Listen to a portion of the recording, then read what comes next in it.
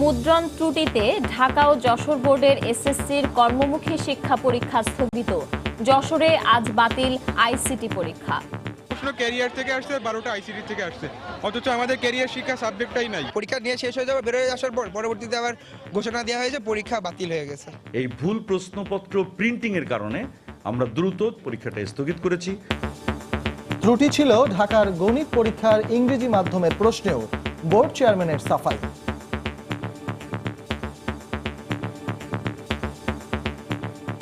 যে প্রশ্নটা দিছে সেটার প্রশ্নই আসে নাই। টিচাররা আমাদেরকে অনেক ভয় দেখিয়েছে, এমনকি কোশ্চেন কপিও নিয়ে গেছে। পরবর্তী সময় যদি তাকে একটু সময় বাড়ায় না দেয় তাহলে ওই বাচ্চাটাকে কি পাস করবে? কিছু প্রশ্নে একটি মুদ্রণজনিত ত্রুটি ছিল, এজন্য তার সময় যে নষ্ট হয়েছে বিষয়টা সেরকম নয়। দেখছিলেন প্রধান শিরোনাম। রাতের সময় সঙ্গে আছি আমি সজল মিত্র রিচার্ড এবং আমি পারমিতা হিন্দ।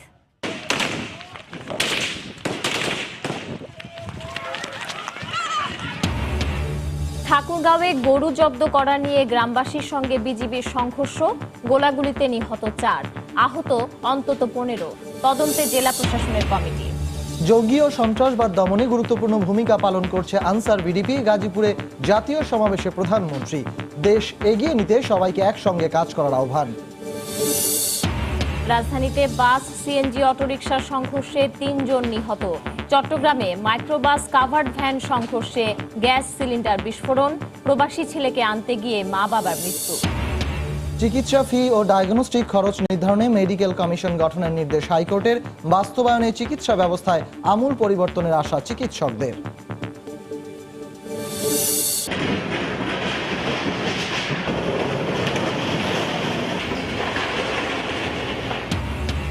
বুড়িগঙ্গা দখলমুক্ত করতে চলছে 3য় দফার উচ্ছেদ অভিযান।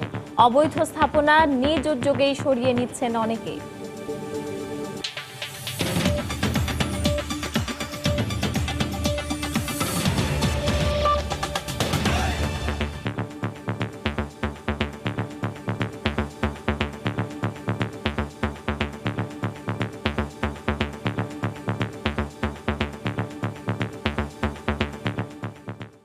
ঠাকুরগাঁওয়ে গরু জব্দকে কেন্দ্র করে বিজিবি ও গ্রামবাসীর মধ্যে সংঘর্ষে গুলিতে 4 জন নিহত হয়েছেন। গুলিবিদ্ধ হয়ে হাসপাতালে ভর্তি হয়েছেন নারী সহ অন্তত 15 জন। এদের মধ্যে 5 জনের অবস্থা আশঙ্কাজনক বলে জানিয়েছেন চিকিৎসক। ঘটনা তদন্তে কমিটি গঠন করেছে জেলা প্রশাসন। অবৈধভাবে ভারত থেকে গরু আনার অভিযোগে মঙ্গলবার সকালে ঠাকুরগাঁয়ের হরিপুর উপজেলার বকুয়া ইউনিয়নের সীমান্ত এলাকার বহরমপুর গ্রামের হবিবুর রহমানের বাড়িতে অভিযান চালায় বিজেপি। এ সময় বেশ কয়েকটি গরু জব্দ করে থানায় নিয়ে যাওয়ার চেষ্টা করে তারা। এতে বাধা দিলে বিজেপি ও গ্রামবাসীর মধ্যে সংঘর্ষ হয়। এক পর্যায়ে এলোপাতাড়ি গুলি ছোড়ে বিজেপি। ঘটনাস্থলে নিহত হন 2 জন। গুরুতর আহত অবস্থায় 17 জনকে উদ্ধার করে বিভিন্ন হাসপাতালে নেওয়ার পথে আরো 2 জন মারা যান। কিনা গরু, বাড়ির গরু, আপনার ব্ল্যাকি গরু, অবৈধ গরু ধরবেন, এই গরুগুলো কেন ধরলেন? এরকম বিডিআর সাথে কথা বলতেছি, হাটাম করে এক বিডিআর, ওনার নাম আরিফ, উনি আমার এই জায়গায় বন্দুক ধরে নিয়েছে। ওখানে ওরা ঘুষ খায়, গরু চারা দিচ্ছে, আর আমাদের গ্রামে আমরা নিরীহ লোক, আমাদেরকে মারতেছে কেন? আমরা কি অপরাধ করছি? এই মাঠে ঘাটে গুলি খেয়ে রাস্তাঘাটে পড়ে থাকতে হয়েছে, এইটার আমরা উচিত বিচার চাই। এই বর্বরোচিত হামলা সাধারণ নিরীহ জনগণের প্রতি, এটা আমরা প্রকাশ্যে নিন্দা করছি, এবং যারা এটার জন্য দায়ী, বিজেপি দায়ী, তাদের দৃষ্টান্তমূলক শাস্তি আমরা কামনা করছি। নারী ও এক এসএসসি পরীক্ষার্থী সহ গুলিবিদ্ধ 15 জনকে দিনাজপুরের M Abdur Rahim medical college হাসপাতালে ভর্তি করা হয়েছে। গরু নিয়ে চলে যাবে থানায়, তার জন্য বাধা দেওয়াতেই গুলি করতে শুরু করে দিয়েছে। যাচ্ছিলাম রাস্তা ধরে, দিয়ে ওনারা গুলি ফায়ার করতে লাগলো। ধান লাগিয়ে আছে, খাড়িয়েছিলাম, খাড়ে গুলি মারছে। 4-5 জনের মতো রোগী বেশ খারাপ, আর কিছু রোগী হয়তো বাইরের দিকে, পায়ের দিকে গুলিবিদ্ধ হয়েছেন, তারা খুব অতটা খারাপ না। দোষীদের বিরুদ্ধে ব্যবস্থা নেওয়া হবে বলে জানিয়েছেন জেলা প্রশাসক। চিকিৎসার সব ব্যবস্থা নেওয়া হবে, এবং যারা নিহত হয়েছেন তাদেরকেও আমরা আমাদের প্রশাসনের পক্ষ থেকে আমরা সার্বিকভাবে সহযোগিতা করব, এবং এটা আমরা একটা সুষ্ঠু তদন্তের মাধ্যমে এই বিষয়টা আমরা নিষ্পত্তি করব। ঘটনা তদন্তে অতিরিক্ত জেলা ম্যাজিস্ট্রেটকে প্রধান করে একটি কমিটি গঠন করেছে জেলা প্রশাসন। সময় সংবাদ, ঠাকুরগাঁও। দেশের সামগ্রিক উন্নয়নের পূর্ব শর্ত স্থিতিশীল পরিবেশ উল্লেখ করে প্রধানমন্ত্রী শেখ হাসিনা বলেছেন, উন্নয়ন ও অগ্রযাত্রা অব্যাহত রাখতে কঠোর পরিশ্রম ও সততার সঙ্গে সবাইকে একসঙ্গে কাজ করতে হবে। সকালে গাজীপুর আনসার একাডেমিতে আনসার ও গ্রাম প্রতিরক্ষা বাহিনীর ৩৯তম জাতীয় সমাবেশের কুচকাওয়াজে এ আহ্বান জানান তিনি। মাদক, জঙ্গিবাদ ও দুর্নীতি প্রতিরোধে বাহিনীর সদস্যদের সজাগ থাকার আহ্বান জানান প্রধানমন্ত্রী। জননিরাপত্তা ও আর্থসামাজিক উন্নয়নে অন্যান্য আইন শৃঙ্খলা রক্ষা বাহিনীর সঙ্গে সারা দেশে দায়িত্ব পালন করছে ৬১ লাখ আনসার ও গ্রাম প্রতিরক্ষা বাহিনীর সদস্য। জাতীয় নির্বাচন, পার্বত্য এলাকায় শান্তি প্রতিষ্ঠা, কূটনীতিকদের নিরাপত্তায় সফলভাবে কাজ করে যাচ্ছে দেশের সর্ববৃহৎ বাহিনী। প্রতিবারের মতো গাজীপুরের শফিপুরে বাহিনীর প্রশিক্ষণ একাডেমিতে ৩৯তম আনসার ও ভিডিপির জাতীয় সম্মেলন। মঙ্গলবার সকালে বর্ণাঢ্য হয়ে আয়োজনে যোগ দেন প্রধানমন্ত্রী শেখ হাসিনা। জাতীয় পতাকাবাহী দল প্যারেড কমান্ডারের আমন্ত্রণে সমাবেশ পরিদর্শন করেন সরকার প্রধান। পরে শুরু হয় মনোজ্ঞ কুচকাওয়াজ। দৃপ্ত পায়ে এগিয়ে যাওয়া প্রতিটি কন্টিনজেন্ট রাষ্ট্রীয় সালাম জানায় প্রধানমন্ত্রীকে। প্রধানমন্ত্রী তার বক্তব্যে ২০১৪ সালে নির্বাচনকে ঘিরে সহিংসতা মোকাবেলায় আনসার বাহিনীর ভূমিকার প্রশংসা করেন। মাদক ও সন্ত্রাসবাদ দমনে বাহিনীর জোরালো ভূমিকার প্রত্যাশা করেন তিনি। একাদশ জাতীয় সংসদ নির্বাচনে ৪০,১৮৩টি ভোট কেন্দ্রে প্রায় ৫ লাখ আনসার বিডিপি সদস্যগণ জীবনের ঝুঁকি নিয়ে দক্ষতার সাথে ভোট কেন্দ্র ভোটারদের নিরাপত্তা রক্ষায় দায়িত্ব পালন করেছেন এবং একটি সুষ্ঠু নির্বাচন বাংলার জনগণকে উপহার দিয়েছেন। মাদক, জঙ্গিবাদ ও সন্ত্রাস প্রতিরোধে আমাদেরকে সবসময় সজাগ থাকতে হবে। উন্নয়ন ও অগ্রযাত্রা অব্যাহত রাখতে সবাইকে একসঙ্গে কাজ করার আহ্বান জানান প্রধানমন্ত্রী শেখ হাসিনা। কোনো জমি যেন পতিত না থাকে সেদিকে লক্ষ্য রেখে আমরা একটা প্রজেক্ট নিয়েছি, একটি বাড়ি একটি খামার। এই একটি বাড়ি একটি খামারের নাম আমি পরিবর্তন করে এখন আমার বাড়ি আমার খামার। এই ক্ষেত্রে আনসার বিডিপি, যেহেতু আপনাদের ট্রেনিং আছে, আপনারা এই ক্ষেত্রে আরো ভূমিকা রাখতে পারেন। একাদশ জাতীয় সংসদ নির্বাচনে দায়িত্ব পালনকালে প্রাণ দেয়া ৫ আনসার সদস্যের পরিবারের হাতে সম্মানসূচক পদক তুলে দেন প্রধানমন্ত্রী শেখ হাসিনা। তৃণমূল পর্যায় পর্যন্ত আইন প্রয়োগ এবং শৃঙ্খলা রক্ষায় এই বাহিনী রয়েছে অর্ধশত বছরেরও বেশি ইতিহাস। প্রত্যন্ত গ্রাম পর্যন্ত নগর সুবিধা পৌঁছে দিতে সরকারের যে প্রতিশ্রুতি তা বাস্তবায়নেও সামনের দিনগুলোতে এই বাহিনী গুরুত্বপূর্ণ ভূমিকা রাখবে বলছেন সংশ্লিষ্টরা। শফিপুর আনসার একাডেমি থেকে আজহার লিমন, সময় সংবাদ, গাজীপুর। কাল পহেলা ফাল্গুন, বসন্ত বরণে ফুলের দোকানে বাড়ছে রাজধানীবাসীর ভিড়।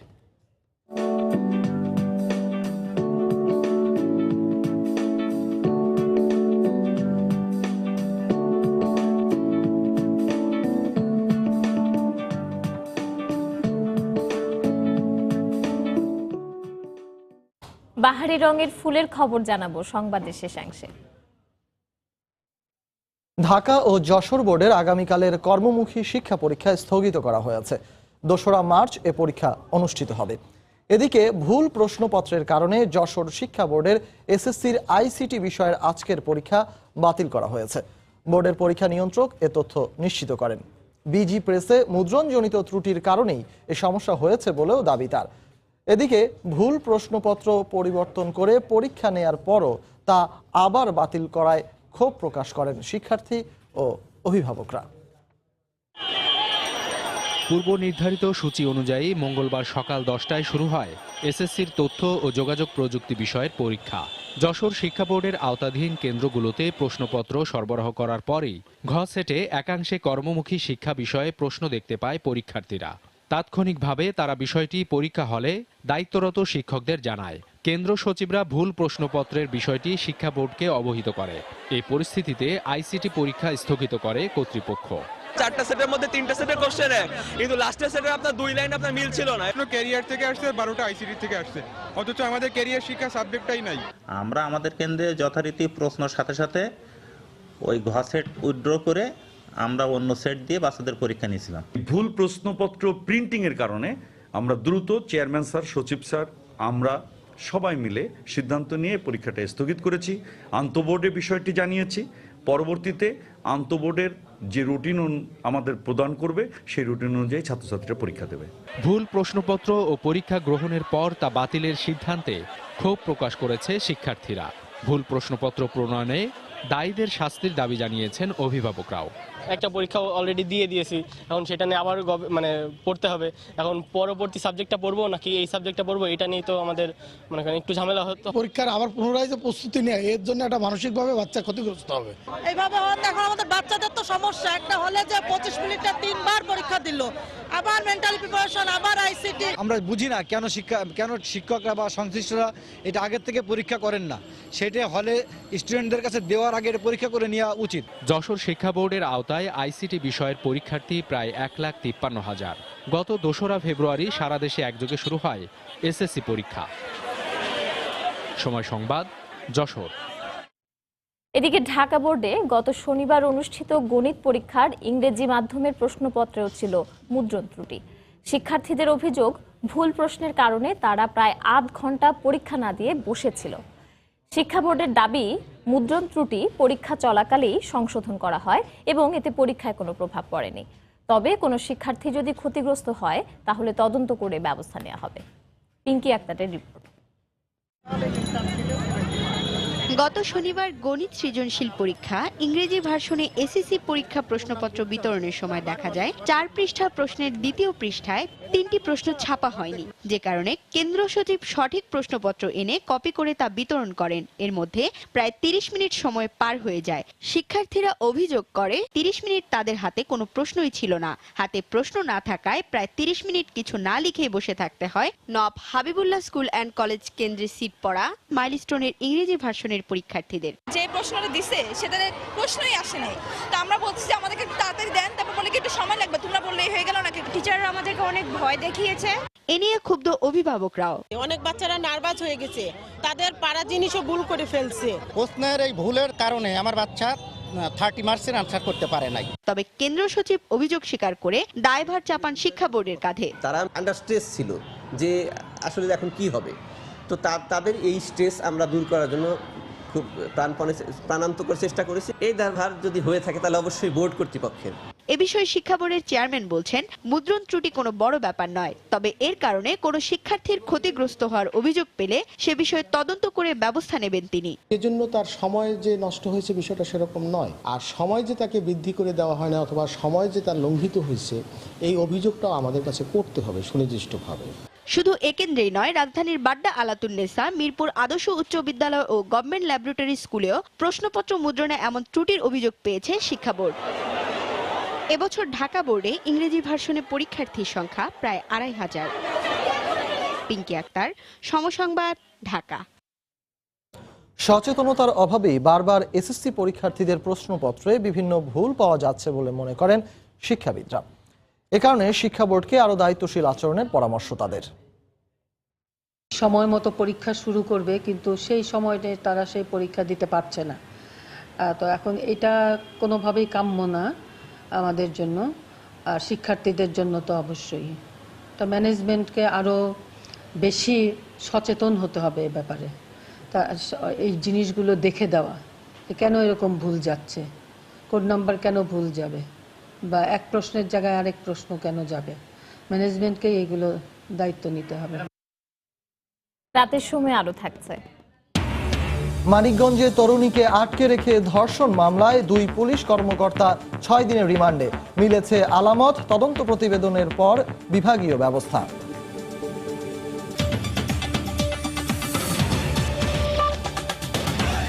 রাজধানীর পোস্তগোলায় বাস ও সিএনজি অটোরিকশার সংঘর্ষে 3 জন নিহত হয়েছেন। তাদের লাশ ঢাকা মেডিকেল কলেজ হাসপাতালে নিয়ে আসা হয়েছে। সেখানে আছেন রিপোর্টার সাদিকুর রহমান, যাচ্ছি তার কাছে। সাদিক। পারমিতা, আমি ঢাকা মেডিকেল কলেজের জরুরি বিভাগের সামনেই রয়েছি। এখানে কিছুক্ষণ আগে যেই দুইটি লাশ এসেছে, দুইজন নিহত ব্যক্তি বাচ্চু মিয়া এবং জোবায়ের, দুজনই বাচ্চু মিয়ার ছেলে জোবায়ের, এবং আরেকজন যিনি আহত সংঘর্ষে বাস এবং সিএনজি অটোরিকশার সংঘর্ষে নিহত হয়েছেন, তার লাশ এখনো আসেননি। তিনি সৈয়দ আহমদ। আসলে তার পরিচয় জানা যায়নি, শুধু নামটি জানা গেছে। আসলে তার কোনো আত্মীয় স্বজন আসেনি। কিছুক্ষণ আগে এখানে লাশ এসেছে এবং লাশের যে নিহতের 2 জন আত্মীয় এসেছেন, তাদের সঙ্গে কথা বলেছি। তারা আসলে যেটি জানিয়েছেন যে বাচ্চু মিয়া এবং তার ছেলে জোবায়ের তারা একটি সিএনজি করে যাচ্ছিল বাড়ি থেকে বাড়ির ঠিকানা যদি আমি বলি যে মুসলিমনগর, দক্ষিণ কেরানীগঞ্জ পড়ছে, সেটি থেকে আপনার স্থানীয় একটি হাসপাতালে যাচ্ছিল সিএনজি করে, এবং যাওয়ার পথেই যখন পোস্তগোলা ব্রিজ থেকে সিএনজি অটোরিকশাটি নেমে যখন পার হয়, তখনই অপর দিক থেকে আসা একটি বাসের সঙ্গে মুখোমুখি সংঘর্ষ হয় এবং সেখানেই ঘটনাস্থলেই নিহত হয় দুজন, এবং আরেকজন যে সৈয়দ আহমদ, তার পরিচয় জানা যায়নি, তিনিও নিহত হন। কিন্তু এখনো পর্যন্ত তার লাশটি আসেনি। কিছুক্ষণ আগে যখন এখানে এসেছিল তখন এই যে কর্তব্যরত যিনি চিকিৎসক আছেন তিনি মৃত্যু নিশ্চিত করেছেন, যে মৃত্যুর বিষয়টি নিশ্চিত করেছেন আমাদেরকে, এবং এর পরবর্তীতে এই মর্গে লাশ পাঠিয়ে দেওয়া হয়েছে। এবং স্বজনদের আসলে সঙ্গে হাজারি ছিল, তারা আসলে আমার সঙ্গে ওরকম কথা বলতে পারেনি। তারা যেটি আসলে জানিয়েছে যে এই মর্মান্তিক দুর্ঘটনার তারা আসলে কান্না জড়িত কণ্ঠে বিচারও চেয়েছে, এবং তাদের আসলে যে বিষয়টি আমি দেখেছি, যিনি নিহতদের গায়ে, বুকে এবং কোমরের নিচে এখানে আঘাতের এখানে জখম হয়েছে এবং প্রচন্ড আঘাত লেগেছে, যার ফলে রক্তক্ষরণেই এখানে সঙ্গে সঙ্গেই প্রচুর রক্তক্ষরণ হয়েছে, এটা দেখেই বোঝা যাচ্ছে। এবং আসলে এই পরবর্তীতে ময়নাতদন্তে বিষয়টি উঠে আসবে। এবং আরেকটা বিষয় যে বাসটিকে ওখানে বাসের চালককে আটক করা হয়েছে কিনা এটা এখনো পর্যন্ত আমরা নিশ্চিত নই। তো এই ছিল আসলে পারমিতা এই ইমার্জেন্সি গেট থেকে সর্বশেষ তথ্য। রাজধানীর পোস্তগোলায় সড়ক দুর্ঘটনায় 3 জন নিহত হয়েছেন। বিস্তারিত জানাতে আমাদের সাথে যোগ দিয়েছিলেন রিপোর্টার সাদিকুর রহমান। এদিকে চট্টগ্রামে দুবাই ফেরত ছেলেকে আনতে গিয়ে সড়কে বলি হলেন বাবা মা। মিরেশরাইয়ে মাইক্রোবাস কাভার্ড ভ্যানের সংঘর্ষে গ্যাস সিলিন্ডার বিস্ফোরণে মা, বাবা ও গাড়ির চালক নিহত হন। দগ্ধ হয়েছে শিশুসহ অন্তত 4 জন। দগ্ধদের মধ্যে 2 শিশুকে ঢাকা মেডিকেলে আনা হয়েছে। আতিয়া সজলের তথ্য ছবিতে রিপোর্ট।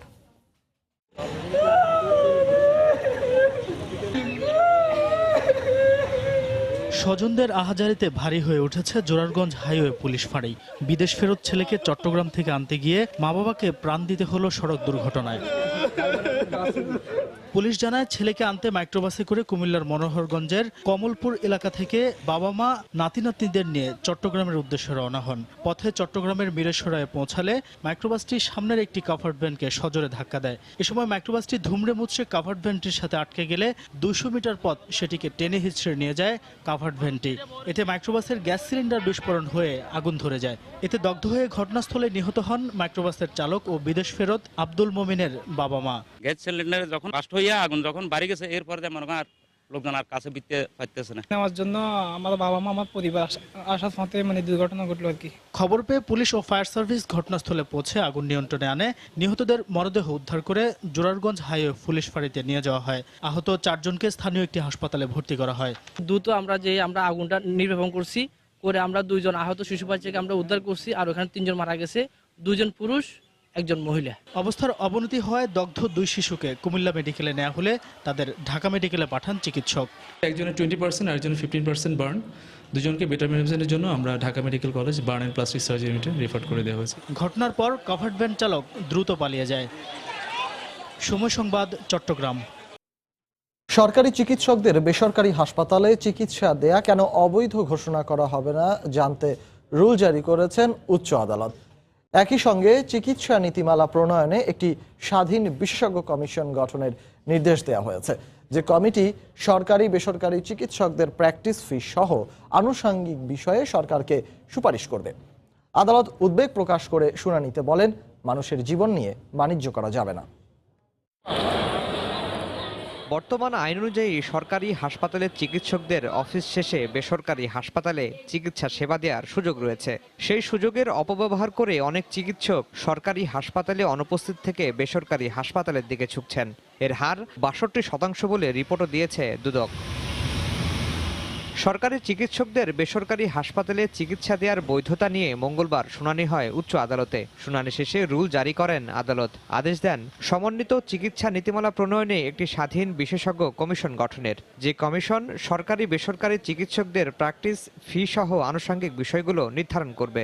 বেসরকারি হাসপাতাল ক্লিনিকগুলোতে প্র্যাকটিসের একটি বিধান ছিল। এই বিধানটি কেন সংবিধানের আর্টিকেল 32-র সাথে সাংঘর্ষিক হবে না, অসাংবিধানিক হবে না, এই জন্য মহামান্য হাইকোর্ট একটি রুল জারি করেছেন এবং সেই সাথে একটি ডাইরেকশন এবং নির্দেশনা ওনারা দিয়েছেন। সেটা হলো একটি ইন্ডিপেন্ডেন্ট মেডিকেল কমিশনের মাধ্যমে সেখানে এক্সপিরিয়েন্সড এবং এক্সপার্ট পার্সনরা থাকবেন সেই কমিশন একটি সরকারি ডাক্তার এবং বেসরকারি নন রেজিস্টার্ড ডাক্তার সকলের জন্যই একটি কমপ্লিট প্র্যাকটিসিং গাইডলাইন এটি প্রণয়নের জন্য ওনারা সরকারকে নির্দেশ দেবেন। এদিন শুনানিতে দেশের সরকারি চিকিৎসা ব্যবস্থা নিয়ে উদ্বেগ প্রকাশ করেন উচ্চ আদালত। বলেন, মানুষের জীবন নিয়ে বাণিজ্য করা যাবে না। মানুষের জীবন নিয়ে বাণিজ্য হচ্ছে, সরকার কোটি কোটি টাকা এখানে ইনভেস্ট করছে, কোটি কোটি টাকা সাবসিডিয়ারি দিচ্ছে, কিন্তু সাধারণ মানুষ তারা অসুস্থ হয়ে আসলে তারা কোনো ওষুধ পাচ্ছেন না, শুধু প্যারাসিটামল ছাড়া। সেজন্য মাননীয় আদালত উষ্মা প্রকাশ করেছেন এবং মাননীয় আদালতও বলেছেন যে এই বিষয়ে একটা আসলে একটা গাইডলাইন তৈরি হওয়া উচিত, যাতে করে সাধারণ মানুষ এর জীবন নিয়ে কেউ ব্যবসা না করতে পারে। আগামী 4 সপ্তাহের মধ্যে স্বাস্থ্য সচিব, স্বাস্থ্য অধিদপ্তরের মহাপরিচালক, বিএমডিসি এবং বিএমএ-কে উচ্চ আদালতের এ রুলের জবাব দিতে বলা হয়েছে। আফজাল হোসেন, সময় সংবাদ, ঢাকা। এদিকে উচ্চ আদালতের আদেশকে স্বাগত জানিয়ে চিকিৎসকরা বলছেন, বাস্তবায়ন করা গেলে চিকিৎসা ব্যবস্থায় ইতিবাচক পরিবর্তন আসবে।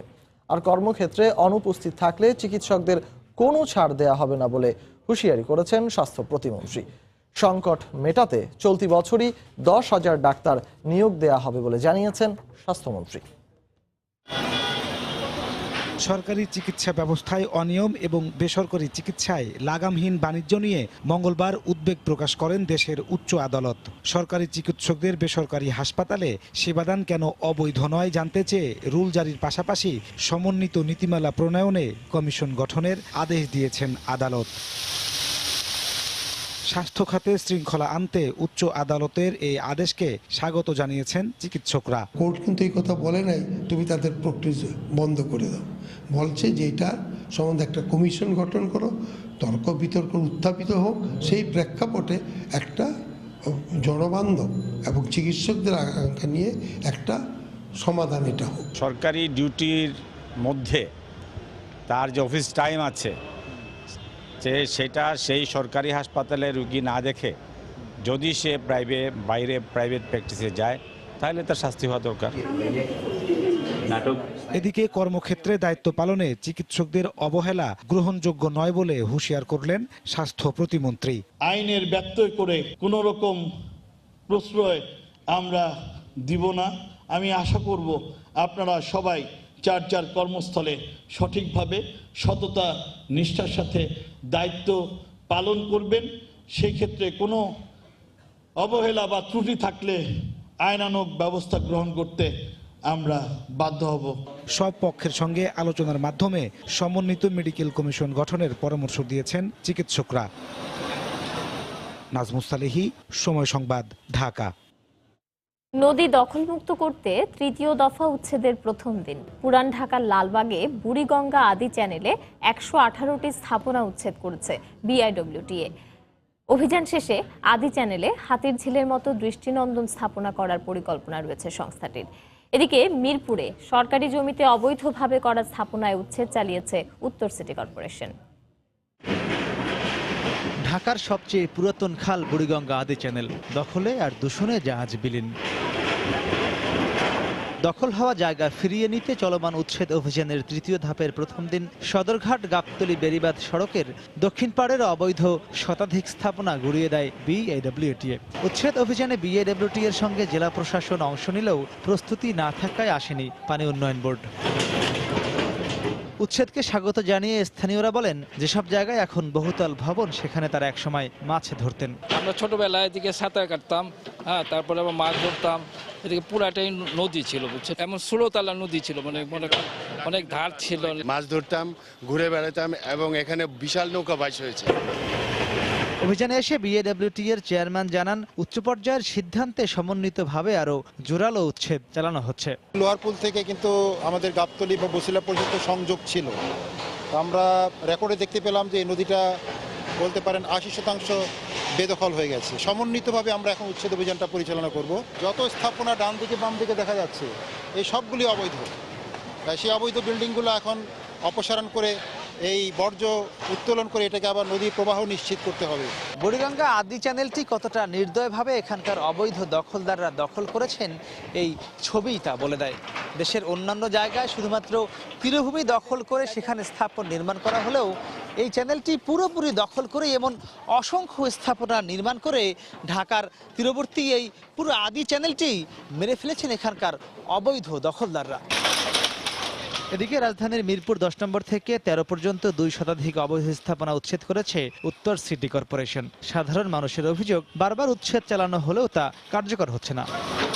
কর্তৃপক্ষ জানান, সাধারণ মানুষের ভোগান্তি কমাতে অভিযান পরিচালিত হচ্ছে। যতদিন পর্যন্ত ঢাকা উত্তর সিটি কর্পোরেশন পরিষ্কার পরিচ্ছন্ন না হবে ততদিন পর্যন্ত আমরা এই অভিযান চালিয়ে যাব। আমাদের যারা দলীয় নেতাকর্মী আছে তাদেরকেও নির্দেশ দেওয়া আছে যে এই ধরনের কার্যক্রম থেকে তাদেরকে বিরত থাকা।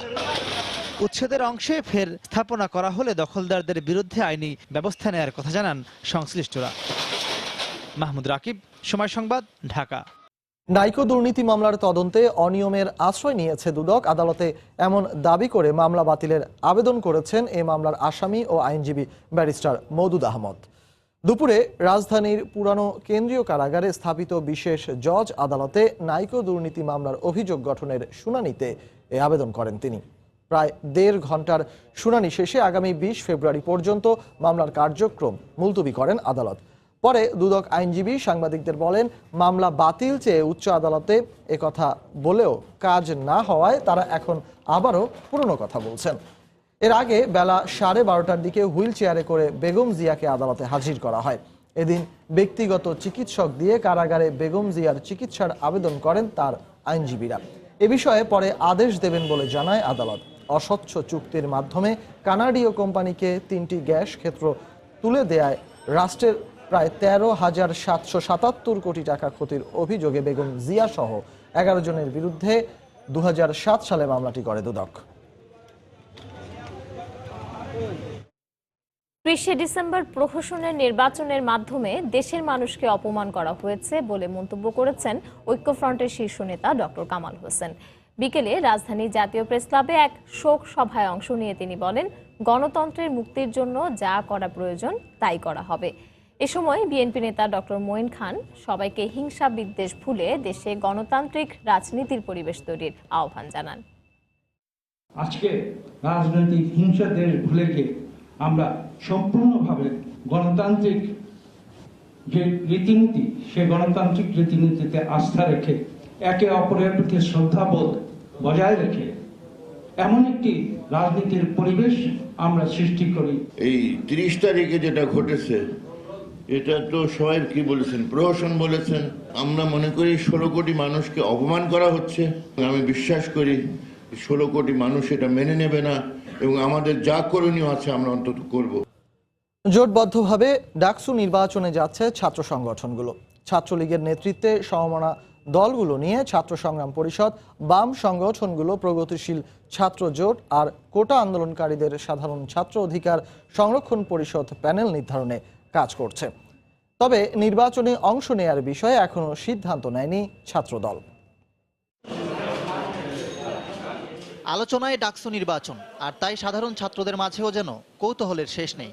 আসলে অসাধারণ এবং এটা এই ধারাবাহিকতা থাকবে এবং এর মাধ্যমে নতুন নতুন নেতৃত্ব সৃষ্টি হবে। নির্বাচিত প্রতিনিধি নির্বাচন করতে সক্ষম হবে, এর ফলে ইউনিভার্সিটি তার পুরাতন ঐতিহ্য ফিরে পাবে বলে আশাবাদী। কোন সংগঠন থেকে কারা অংশ নেবেন নির্বাচনে, সেটাই এখন আলোচনার মূল বিষয়। আছে বহু মত, বহু কথা, তবে একটা বিষয় পরিষ্কার হচ্ছে ধীরে ধীরে, তা হলো জোটবদ্ধভাবে নির্বাচনের প্রস্তুতি নিচ্ছে মোটামুটি সবগুলো পক্ষ। ছাত্রলীগের নেতৃত্বে ছাত্র সংগ্রাম পরিষদে আছে জাসদ ছাত্রলীগ, ছাত্রমৈত্রী, ছাত্র আন্দোলন, ছাত্র সমিতি সহ কয়েকটি সংগঠন। টিএসসি কেন্দ্রিক আরও কিছু সামাজিক ও সাংস্কৃতিক সংগঠনকে যুক্ত করে প্যানেল দেবে ছাত্রলীগ। তাতে আরও যোগ দিতে পারে মুক্তিযোদ্ধা সংসদ সন্তান কমান্ড। একটা ইনক্লুসিভ প্যানেল গঠনের প্রক্রিয়াও চূড়ান্ত রয়েছে। বিশ্ববিদ্যালয়ের শিক্ষার্থীদের অধিকার আদায়ে আমরা আপোষহীনভাবে লড়াই করেছি। আমরা মনে করি যে শিক্ষার্থীদের ভোটে আমরা নিরঙ্কুশভাবে বিজয়ী হব। বাম ছাত্র সংগঠনগুলোর প্রগতিশীল ছাত্র জোটে আছে ছাত্র ইউনিয়ন, ছাত্র ফেডারেশন, ছাত্র ফ্রন্টের মতো সংগঠনগুলো। এই জোটের সঙ্গে যুক্ত হবে সাম্রাজ্যবাদ বিরোধী ছাত্র ঐক্য ও পাহাড়ি ছাত্র সংগঠনগুলো। কোটা আন্দোলনের মাধ্যমে আলোচনায় আসা সাধারণ ছাত্র অধিকার সংরক্ষণ পরিষদও নির্বাচনে প্যানেল ঘোষণা করবে। ছাত্রদল আছে সিদ্ধান্তহীনতায়, ফলে সংগঠনটির নির্বাচনে অংশ নেওয়ার ব্যাপারটি এখনো অনিশ্চিত। ঢাকা বিশ্ববিদ্যালয়ের সাধারণ শিক্ষার্থীরা নেতৃত্ব দিতে চায়, কিন্তু তারা সরাসরি রাজনীতি পছন্দ করে না অনেকে। সেজন্য আমাদের এই প্ল্যাটফর্ম তাদের জন্য উন্মুক্ত। সকলকে নিয়ে আমরা প্যানেল হয়তো আগামী 4-5 দিনের মধ্যে অফিসিয়ালি আমরা আত্মপ্রকাশ করতে সমর্থ হব। আমি আমার যে স্বাভাবিক স্বতঃস্ফূর্ততা নিয়ে আমার সাংগঠনিক কর্মকাণ্ড পরিচালনা করব, সেই সুযোগ কিন্তু এখানে নাই। ছাত্রদল অংশ নিলে ডাকসু নির্বাচনে প্যানেল হবে 4টি। এর বাইরেও যে কেউ পারবেন প্রার্থী হতে। ইকরাম হুসাইন, সময় সংবাদ, ঢাকা। মানিকগঞ্জে তরুণীকে আটকে রেখে ধর্ষণের মামলায় গ্রেপ্তার 2 পুলিশ কর্মকর্তাকে 6 দিন করে রিমান্ড দিয়েছেন আদালত। পুলিশের বিরুদ্ধে অভিযোগ ওঠায় বিষয়টি গুরুত্ব দিয়ে তদন্তের তাগিদ মানবাধিকার কর্মীদের। তদন্ত কমিটির প্রতিবেদনের পরই বিভাগীয় ব্যবস্থা নেওয়ার কথা জানালেন পুলিশ সুপার। মানিকগঞ্জে এক তরুণীকে আটকে রেখে ধর্ষণের ঘটনায় মঙ্গলবার সকালে অভিযুক্ত পুলিশ কর্মকর্তাকে গ্রেফতার করা হয়। পরে তাদের জেলা জুডিশিয়াল ম্যাজিস্ট্রেট মোহাম্মদ গোলাম সারোয়ারের আদালতে হাজির করে 10 দিনের রিমান্ড চান তদন্ত কর্মকর্তা। শুনানি শেষে 6 দিন রিমান্ড মঞ্জুর করেন বিচারক। উপস্থিতির মধ্যে 99% আইনজীবী এটাকে সত্য উদ্ঘাটনের জন্য রাষ্ট্রকে অ্যাসিস্ট করেছেন এবং বিজ্ঞ আদালত আসামি পক্ষ শুনেছেন, রাষ্ট্রকে শুনেছেন। শোনার পরে ন্যায় বিচারের স্বার্থে 6 দিনের রিমান্ড মঞ্জুর। সোমবার রাতে নির্যাতিতার স্বাস্থ্য পরীক্ষা সম্পন্ন হয়। ধর্ষণের আলামত মেলার কথা নিশ্চিত করেছে তদন্ত কমিটি। আর অভিযোগ ওঠার পরই তদন্ত শুরু করেছে জেলা পুলিশের 2 সদস্যের কমিটি। মামলার তদন্তকারী কর্মকর্তা আইনি যে প্রসিডিউরগুলো আছে সবগুলো সমন্বয় করে সুষ্ঠুভাবে এবং সর্বোচ্চ পেশাদারিত্বের সহিত যাতে মামলাটি তদন্ত করতে পারে সেই ব্যাপারে তাকে নির্দেশনা দেওয়া হয়েছে। এবং আমি আপনাদেরকে নিশ্চিত করতে চাই যে এখানে সর্বোচ্চ নিরপেক্ষভাবে মামলাটি তদন্ত করা হবে। এদিকে ধর্ষণের অভিযুক্তরা পুলিশ কর্মকর্তা হওয়ায় তদন্তে স্বচ্ছতা নিশ্চিতের দাবি এই নারী অধিকার কর্মীর। এখানে যে ঘটনাটা ঘটেছে সেটাকে তো আমরা নিন্দা জানাচ্ছি এবং দ্রুত বিচারের আওতায় এনে এবং সঠিক বিচার করার জন্য সরকারের কাছে আমাদের বিনীতভাবে অনুরোধ। গত 6 ফেব্রুয়ারি খালাকে নিয়ে মানিকগঞ্জের সাটুরিয়া থানায় এসআই সেকেন্দার হোসেনের কাছে পাওনা টাকা আনতে যায় ওই তরুণী। পরে তাদের ডাক বাংলোয় ডেকে নিয়ে যান সেকেন্দার ও এএসআই মাজহারুল ইসলাম। এ সময় খালাকে একটি কক্ষে এবং ভাগ্নেকে আরেকটি কক্ষে 2 দিন অস্ত্রের মুখে আটকে রেখে ধর্ষণ করা হয়। এ বিষয়ে পুলিশ সুপারের কাছে লিখিত অভিযোগ দেওয়ার পাশাপাশি থানা মামলা করে নির্যাতিতার পরিবার।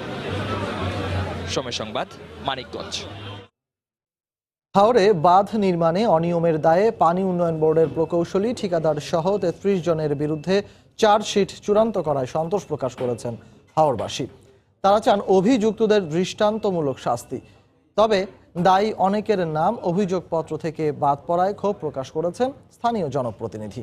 সুনামগঞ্জ প্রতিনিধি হিমাদ্রি শেখর ভদ্রকে সঙ্গে নিয়ে নৌশাদ আহমদ চৌধুরীর ক্যামেরায় বিস্তারিত জানাচ্ছেন ইকরামুল কবির। 2017 সালের 28 মার্চ থেকে টানা বৃষ্টিপাতের সঙ্গে উজান থেকে নেমে আসা পাহাড়ি ঢলে পানি উন্নয়ন বোর্ডের হাওরের ফসল রক্ষা বাঁধ একের পর এক ভাঙতে থাকে। এই ঘটনায় পাওবীর সিলেটের তত্ত্বাবধায়ক প্রকৌশলী, সুনামগঞ্জের নির্বাহী প্রকৌশলী সহ 61 জনের বিরুদ্ধে মামলা দায়ের করে দুর্নীতি দমন কমিশন দুদক। পরবর্তীতে আইনি বিভিন্ন প্রক্রিয়া শেষে দুদক 33 জনের বিরুদ্ধে অভিযোগপত্র চূড়ান্ত করে অনুমোদন দেয় রোববার। আইনি প্রক্রিয়ায় এই অগ্রগতিতে সন্তোষ প্রকাশ করেছেন হাওরবাসী। পাশাপাশি তারা চান অভিযুক্তদের দৃষ্টান্তমূলক শাস্তি। এখানে ব্যাপক নিয়ম এবং দুর্নীতির মাধ্যমে এই হাওর বাঁধগুলো সঠিকভাবে নির্মাণ করা হয় নাই। তদন্ত করে দেখাশোনা করে তাহলে আমার মনে হয় দুর্নীতি ভবিষ্যতে হবে না। বিচার চাই যাতে এইরকম দুর্নীতি আর যাতে না হয়। অন্যদিকে বন্যায় সবচেয়ে ক্ষতিগ্রস্ত তাহিরপুরের এই জনপ্রতিনিধি অভিযোগপত্র থেকে প্রায় অর্ধেক অভিযুক্তের নাম বাদ দেওয়ায় ক্ষোভ প্রকাশ করেছেন। 64 জন আসামি ছিল, এর মধ্যে সবাইকে বাদ দিয়ে 33 জনকে রেখেছে। যারা এর সাথে জড়িত ছিল তাদেরকেও অনেকেই বাদ দেওয়া হয়েছে। একটা দৃষ্টান্তমূলক শাস্তি দিয়ে ন্যায় বিচার আমরা দাবি করি। পানি উন্নয়ন বোর্ডের 14 প্রকৌশলী এবং 19 ঠিকাদার 8 কোটি 14 লাখ টাকা আত্মসাৎ করেছে বলে দুদক অভিযোগপত্রে উল্লেখ করেছে। ফসল রক্ষা বাঁধ নির্মাণে দুর্নীতির কারণে সুনামগঞ্জে 1,67,000 হেক্টর জমির বোরো ফসল সম্পূর্ণ নষ্ট হয়ে গিয়েছিল। এই দুর্নীতির সাথে যারা জড়িত ছিলেন তাদের দৃষ্টান্তমূলক শাস্তি দাবি করছেন হাওরবাসী। সুনামগঞ্জের শনির হাওর থেকে ইকরামুল কবির, সময় সংবাদ। বসন্ত বরণ প্রসঙ্গ। কাল পহেলা ফাল্গুন, বসন্ত বরণে প্রস্তুত রাজধানীবাসী। কিন্তু ফুল ছাড়া অপূর্ণই থেকে যায় ঋতুরাজের অভ্যর্থনা। তাই শেষ সময়ে ভিড় বাড়ছে নগরের ফুলের দোকানগুলোতে। দোকানিরাও ব্যস্ত বেচা বিক্রিতে। শামসুল হক প্রিন্সের ক্যামেরায় শাতিলা শারমিনের রিপোর্ট। প্রকৃতি সাজতে শুরু করেছে বসন্তের রঙে। এলোমেলো হাওয়া জানান দিচ্ছে এসে গেছে ফাগুন। বাঙালি মনন রঙিন হতে শুরু করেছে। প্রকৃতির টান মানবী রূপ বেঁকি করে। বর্ষাকালে বৃষ্টি না পড়লে কিন্তু বর্ষাকালটা ভালো লাগে না। দেন বসন্তে যদি ফুল যদি না ফোটে মানে তেমন হচ্ছে বসন্তকালটা ভালো লাগবে না। একটা দেখা যায় 10 টাকা, সেই ফুল এখন 30 টাকা করে বিক্রি করতেছে। ফুলের ডিমান্ড এখন অনেক বেশি। বসন্ত বরণ দিনটা একটু আলাদা করে উদযাপনের জন্য আমাদের এই ফুল কেনা। উৎসব বসন্ত বরণের ফুল ছাড়া তো হয় না, এর জন্য আর কি ফুলের দোকানে আসা। পোশাকের কেনাকাটা শেষে অনেকেই এখন ভিড় করছেন রাজধানীর ফুলের দোকানগুলোতে। দেশি ফুলে বেশি বিক্রি হয়, তারপর চায়না ফুল বাইরে থেকে আসে, ওগুলো এখন মানুষ সব কিনে। তারপর মাথার ক্রাউন, খোপার জন্য বেলি ফুল সবচাইতে বেটার, বেলি ফুলে সবাই কিনছে। এখন চাষাবাদ বেশি হচ্ছে, সেজন্য মনে করেন আমরা ফুলগুলো সস্তা পাচ্ছি। আগে একটা চারবার আমরা 50 টাকা 40 টাকা বিক্রি হতো, এখন আমরা 20 টাকা বিক্রি করতে পারি। এক সময়ে ঢাকা বিশ্ববিদ্যালয় কেন্দ্রিক এই উৎসব এখন দেশের বিভিন্ন স্থানে আড়ম্বরে উদযাপন করা হয়। আমাদের ফ্যামিলিতে সবাই কিন্তু খুব আনন্দের সাথে উদযাপন করছি আমরা। এখন অফিস আদালতগুলোতেও কিন্তু আমরা এটা উদযাপন করছি। বাচ্চারা মাথায় দিয়ে স্কুলে যাবে, আনন্দ করবে, সেই জন্য আমরা ফুল কেনার জন্য আসছি। আর প্রকৃতি প্রেমীদের জন্য এ সময় যেন শুধুই রঙের। প্রকৃতির ফাগুন হাওয়া দোলা দেয় মানবীর মনকে। বাঙালি জীবনে তাই তো হয়তো ফাগুনের সবচেয়ে বেশি ফুল বিক্রি হয়। বসন্ত বরণের শেষ প্রস্তুতি হিসেবে এখন তাদের সবচেয়ে ভিড় ফুলের দোকানগুলোতে। শাতিলা শারমিন, সময় সংবাদ, ঢাকা। এ পর্যায়ে শীর্ষ সংবাদ জানিয়ে দিচ্ছি আরেকবার।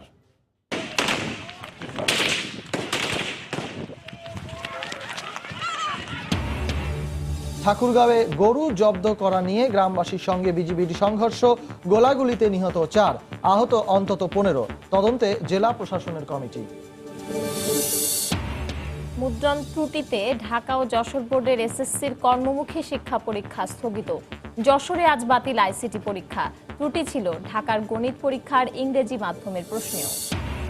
জঙ্গি ও সন্ত্রাসবাদ দমনে গুরুত্বপূর্ণ ভূমিকা পালন করছে আনসার ভিডিপি। গাজীপুরে জাতীয় সমাবেশে প্রধানমন্ত্রী। দেশ এগিয়ে নিতে সবাইকে একসঙ্গে কাজ করার আহ্বান। রাজধানীতে সিএনজি অটোরিকশায় বাসের ধাক্কায় বাবা ছেলে সহ 3 জন নিহত।